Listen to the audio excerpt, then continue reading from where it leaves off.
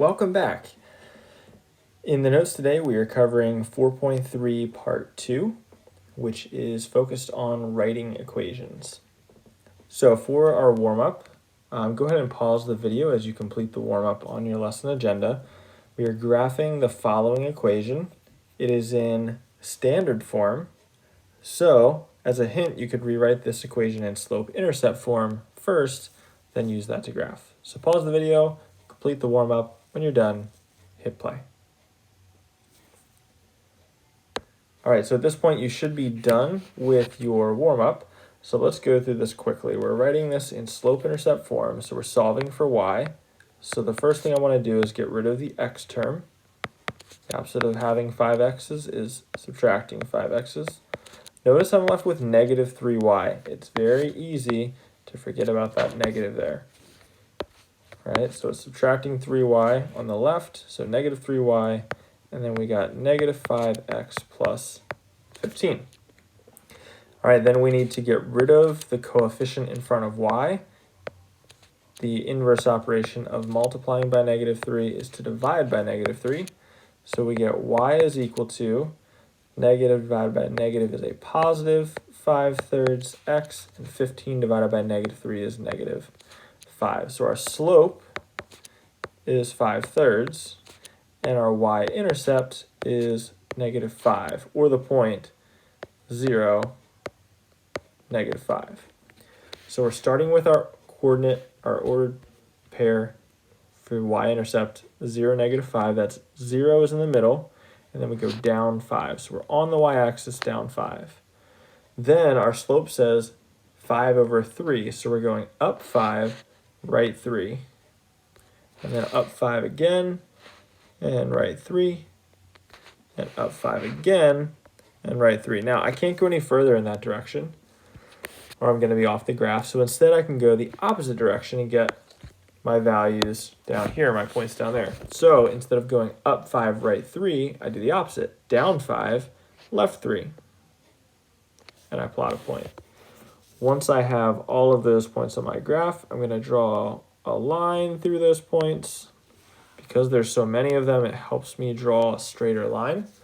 And I make sure that I have arrows because it is a line that continues forever in both directions, not just a segment. All right, so as previously stated, this is Learning Target 12, Unit 4, Lesson 3, Part 2. We're focusing on writing. So the first form we're going to focus on is slope-intercept form. So again, slope-intercept form is y equals mx plus b, where m is the slope and b is the y-intercept. So in example 1, we are given that the slope is negative 2 and the y-intercept is 5, and we're being told to write an equation of that line. And we want that equation in slope-intercept form. So the first thing is to figure out what is m and what is b. Well, m is the slope, negative 2. B is the y-intercept, which is 5. So all I'm doing then is plugging those values into the equation. So y equals my slope, negative 2 times x, plus b. Now because our y-intercept is positive, it's just plus 5. If our y-intercept was negative, it would just be minus 5. So whatever the sign is, that tells you it's positive or it's negative. So your turn. Pause the video, and with the given information, we are finding or writing the equation for each of these in slope-intercept form. So for the first one, for instance, it says the slope is 3/4, the y-intercept is negative 4. Using that information, plug that into the slope-intercept form equation. Once you've completed this, go ahead and play the video again, and we'll go over the answers together. All right, at this point, you should be done with your turn number 1. So the first answer, slope of 3/4, y-intercept of negative 4. The equation is y equals 3/4 x minus 4. For the second one, if our slope is 0 and a y-intercept of 4, it'll be y equals 4. Really, there's one step in between the information and my answer that I got. We should get y equals 0 times x plus 4, but because 0 times x is 0, that's just going to cancel, leaving us with y equals positive 4. All right, then for C, we now have a slope of negative 1/3 and a y-intercept of 0. So there's nothing here. There's no constant because that constant was 0. And then for the last one, slope of -1, y-intercept of +1, that's y equals -x plus 1. If you left the 1 here and you wrote -1x plus 1, totally fine. We just don't need to have that 1 there. So how are we going to write an equation of a line if we're given a graph? Well, we need to know two pieces of information. We need to know the slope of that line, and we need to know the y-intercept of that line. So the first thing I'm going to look for is I'm going to look for the y-intercept because that's a point.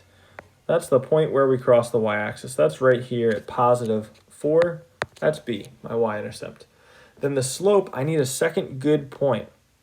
So again, a good point is where the grid lines are intersecting. It's a point that is exactly whole number values. So right there would be a good point because we're right exactly 2 and up exactly 1. So what we're doing then is we're traveling from this point on the left to the point on the right using our slope. Remember that slope is rise over run. So I'm going to go up and down first, then left and right. So starting at my point on the left, my rise, I'm not going up, I'm going down. And I'm going down 1, 2, 3. So that's -3. And then I'm going to the right 2 blocks, 1, 2. And that's +2 because I'm going to the right. So my slope, I went down 3, -3, over right 2, +2. So -3 halves. All right, so then in slope-intercept form, that's the equation y equals slope, -3 halves, times x, plus my y-intercept is a +4, so it's +4. So your turn. Based off of example 2, write the equation of the line shown in the graph. So you're finding slope, find y-intercept, plug those values into the equation. Pause this video to work on your turn number 2. When you're done, go ahead and hit play. All right, at this point, you should be done with your turn number 2. Let's go over it. So our y-intercept we can see is at +2. The slope, let's see, here's another good point down here at -1, -1. We're traveling up 3 points, that's +3, right 1, +1. So that's 3 over 1, which you could just reduce to 3. It reduces to a whole number. So the slope-intercept form of this equation should be y equals 3x plus 2. All right, there's another your turn number 2. So again, pause the video, complete the second problem for your turn number 2, finding the slope, the y-intercept, and writing the equation in slope-intercept form. All right, at this point, you should be done with this problem. Let's go over it. Y-intercept is at +2. If I pick another good point, say this point at 2, 3, I'm going up 1, right 2. So that's +1, +2. So we said our y-intercept was 2. Our slope, we rose up 1, ran to the right 2. So that's 1 over 2. So y equals slope intercept form 1/2 x plus 2. Next form is point slope. Remember we said there are 3 different forms that an equation could take. First one was slope intercept, second one's point slope form. So how do I know when to use this? Well, we write a linear equation in this form when you are given a point on a line like x1, y1, and a slope. Well, go figure. The name is point slope. So when I'm given a point and I'm given a slope, I want to use point slope. If I'm given a slope and I'm given the y-intercept, I use slope-intercept form. So let's look at example 3. In example 3, it says write an equation of the line that passes through the point, there's that word, point, 6, -3, and has a slope of -2. So guess what I'm going to use? I'm going to use point slope form. So the first thing I want to do is I need to get this x1 and y1 and m, which is the slope. So I need to highlight and figure out those things. So first, I'm going to label my ordered pair x1, y1. Then I'm going to label my slope m, because m stands for slope. And now it's just a matter of plugging those values into the form y minus y1 equals m times x minus x1.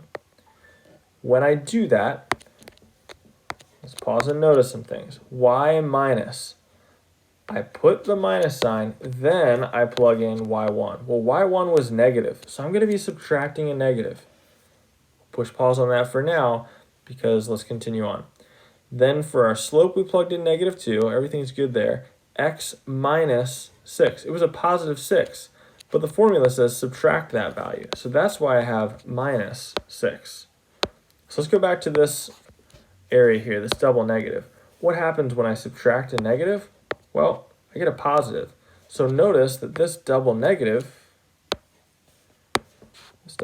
here became a positive. It's the only thing that I changed from that step to that step. All right. Example 4. Write an equation of the line that passes through the point -3, 0 and has a slope of 1/3. Again, we're given a point, we're given the slope. So we're going to label our point x1, y1. We're going to label our slope as m and plug these values into the equation. So I'm going to do a little highlighting to make it even easier to see here. x1, that point, -3, I'm plugging that guy in right here for the x coordinate. And then we got y1, that's 0. I'm going to plug that in right here for y1. And lastly, certainly not least, we have our slope 1/3. I'm plugging that in for m. All right, so let's see what that looks like. Y minus 0 equals 1/3 times x minus -3. And again, we got that double negative going on here. We're subtracting a -3. So we need to fix that. We need to simplify that. That's really just x plus 3. Now what happened on the left side?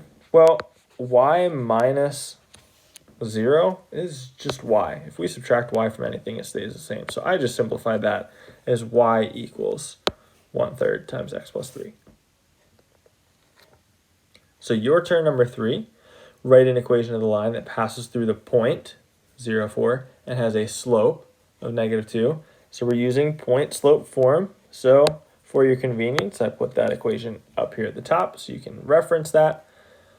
Pause the video as you fill in your values into point slope form and simplify.